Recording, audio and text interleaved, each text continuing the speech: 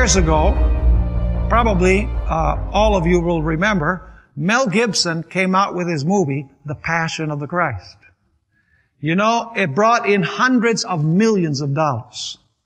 And those who saw it say that the movie majored in the brutal physical punishment that was meted out upon Jesus Christ. I mean, savagely beaten time after time after time until the blood just was in pools on the ground. In other words, that movie emphasized the tremendous physical sufferings of Jesus, the physical agony. But do you know what?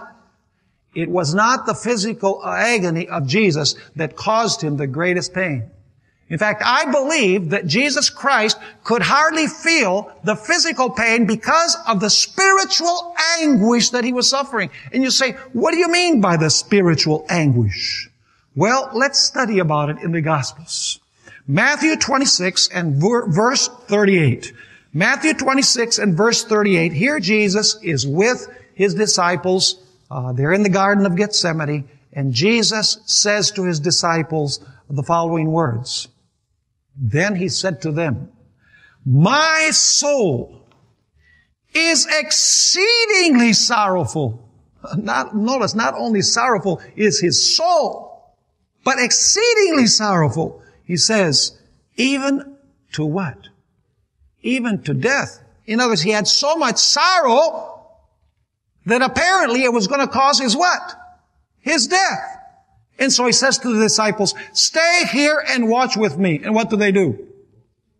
They go to sleep. And later on, what do? They all forsake him. And so Jesus is by himself. Notice Matthew 26. We'll read verses 39, 42, and 44. Jesus is in the garden. And he's kneeling. And he's praying to his Father. He's pleading with his Father.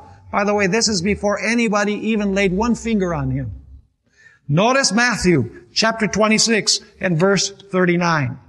He went a little farther and fell on his face and prayed, saying, oh, my Father, if it is possible, now don't miss this point, if it is possible, let this, what? This cup pass from me. Nevertheless, not as I will, but as you will. Notice what we find in verse 42.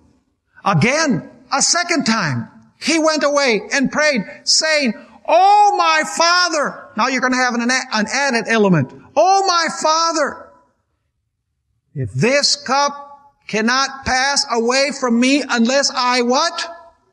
Drink it. Do you have the same elements that we found in the third angel's message? Absolutely. And in the outpouring of the 7 last plagues? Yes. So he says, a second time he went away and prayed, saying, oh, my Father, if this cup cannot pass away from me unless I drink it, your will be done. And verse 44 says, so he left them, went away again, and prayed the third time, saying the same words. Let me ask you, who gave Jesus that cup to drink? In Revelation, it says that the cup contains the wrath of whom? The wrath of God. The question is, who gave that cup that Jesus needed to drink? Notice John chapter 18 and verse 11. John chapter 18 and verse 11. This is when Peter took out his sword and cut off the servant's ear. So Jesus said to Peter, put your sword into the sheath. Shall I not drink the cup which my Father has given me?